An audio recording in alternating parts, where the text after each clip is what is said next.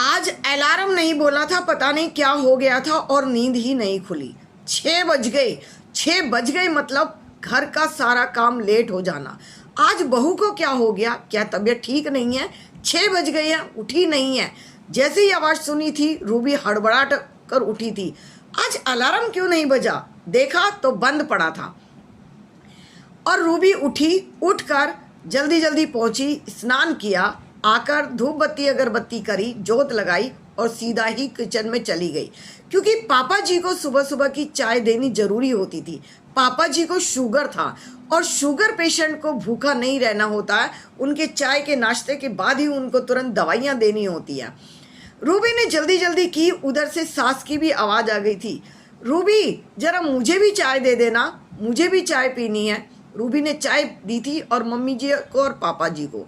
तभी उधर से रोहित का आवाज़ आई थी, रूबी मेरी शर्ट प्रेस नहीं हुई, कल तुमने सारा दिन क्या किया? एक शर्ट भी प्रेस करके नहीं रख सकती हो क्या? रोज की प्रेस रोज ही करती हो या एक दिन पहले करके रख दिया करो? पूरा दिन घर में क्या करती रहती हो? मुझे कुछ समझ में नहीं आता। घर में काम ही कितना है जो तुम्हारे से 2 कपड़े प्रेस तक नहीं होते हैं। नहीं, वो ऐसा था, कल मुझे टाइम नहीं मिला, मैं किसी और काम में लग गई थी। वो बच्चों के प्रोजेक्ट तैयार कराने थे। हॉलीडे होमवर्क है ना, वो बहुत ज़रूरी है, नहीं तो बाद में डांट पड़ती है। और यही तो समय है जब मैं बच्चों को टाइम दे सकती हूँ। उनके हॉलीडे होमवर्क था, बाकी तो पूरे साल मुझे टाइम नहीं मिलता है। रूबी परेशान हो उठी थी। तभी नंद ने कहा था, भाभी मुझे ऑफिस जाना है, लंच में क्या बनाया है? अभी बना देती हूँ। भाभी आपको पता है मुझे ऑफिस में लेट जाना पसंद नहीं है, अभी बना देती हूँ, इसका क्या मतलब हुआ? अब रहने दो। जैसे एहसान दिखाकर गई थी नंद उसकी, मैं बाहर से ही कुछ खा लूंगी, तुम रहने ही दो।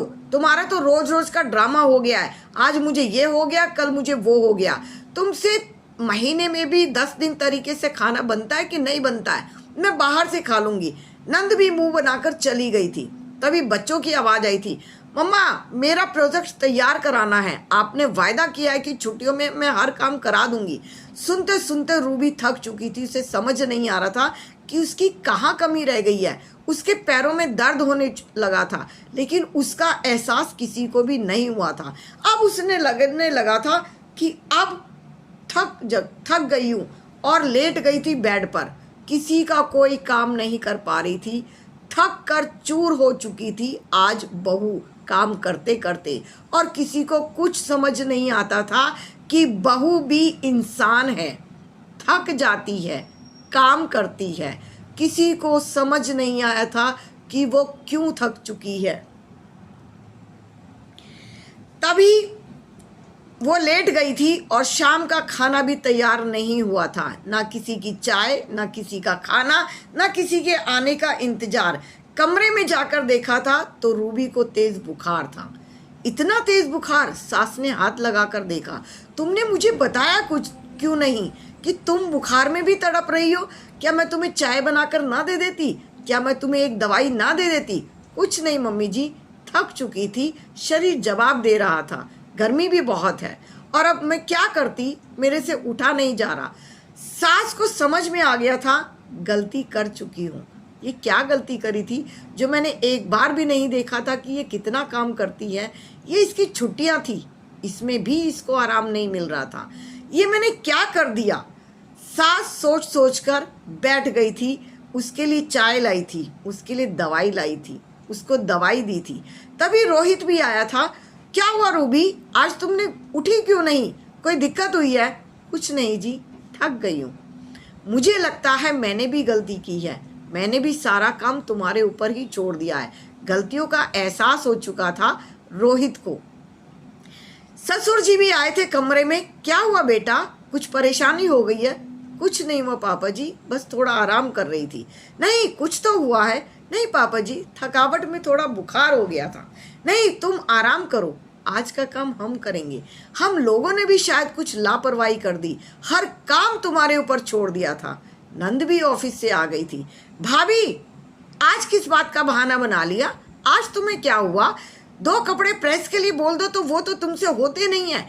महीने में तुम 40 दिन बीमार हो जाती हो, दिन और रात लगा लो तो 40 बन जाती हैं तुम्हारे लिए 24 घंटे क्या 48 घंटे भी तुम्हें दे दो तो तुम्हारे से काम नहीं होगा। माँ से सीखो काम कैसे होता है।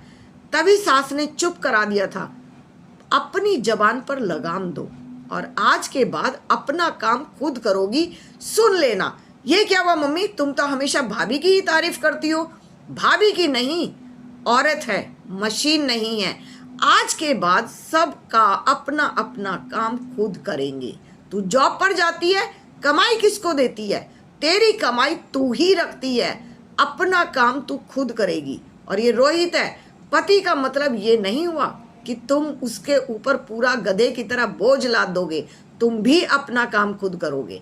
प्रेस वाली नहीं आती, प्रेस वाली को लगाओ, खुद करो, अपने अपने काम तुम खुद करोगे।